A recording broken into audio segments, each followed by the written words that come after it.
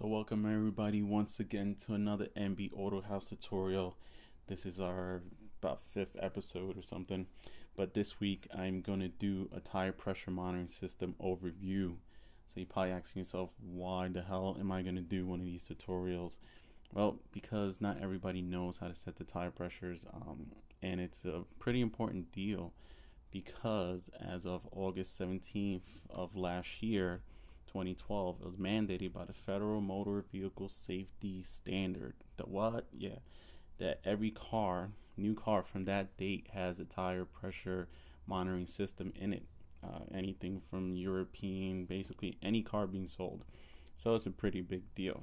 The ones I'm going to be going over is the older style, which was the run flat indicator, which didn't use sensors on the tires themselves. And the other one is going to be a more advanced system, the other one which is a sensor on each rim and monitors each tire.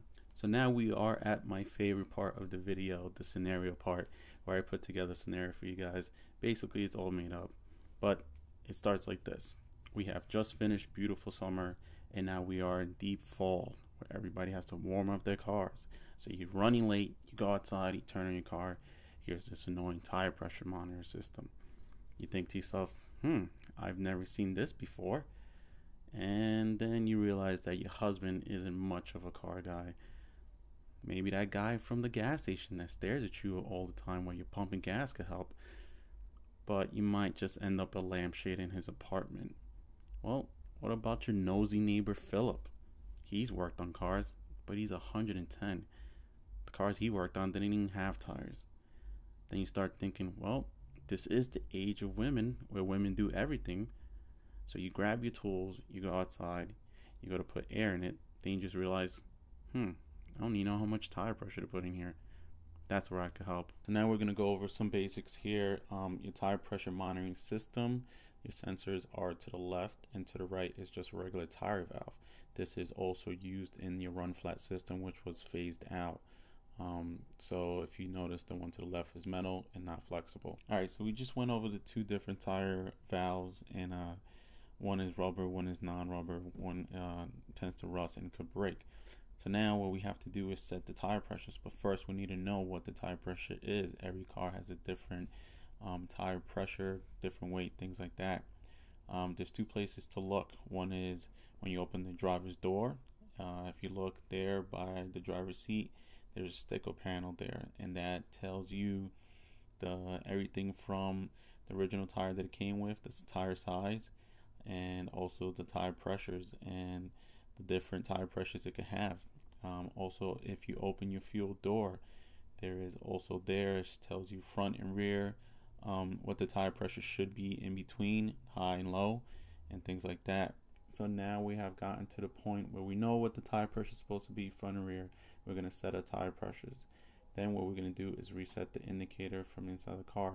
You could do this while the car is running or in position 2. I'm going to use the left and right indicator on the left there, on the left controls there, till I get to this screen. What I'm going to do is go up or down till the tire pressure is highlighted like it is right there, and then I'm going to hit the OK button, which is in the center of those buttons there, like I've just did. Once you do that, the next menu pops up, has a little down arrow. Hit the little down arrow, it says OK to confirm. I'm going to hit OK.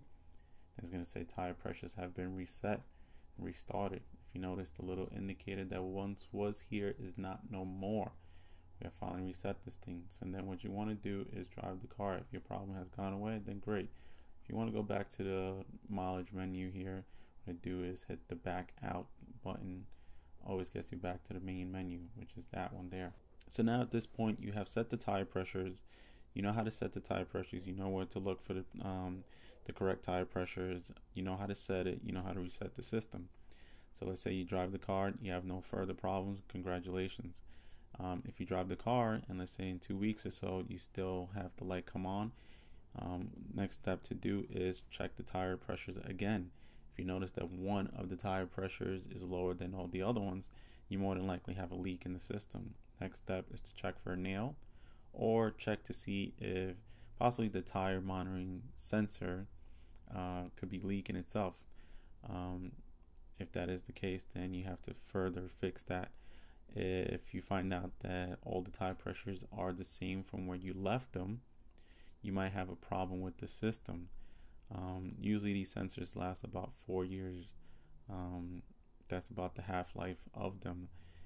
If you find that to be the case, you have to get it fixed professionally. Another thing, a hint too, is if you live in states that are cold.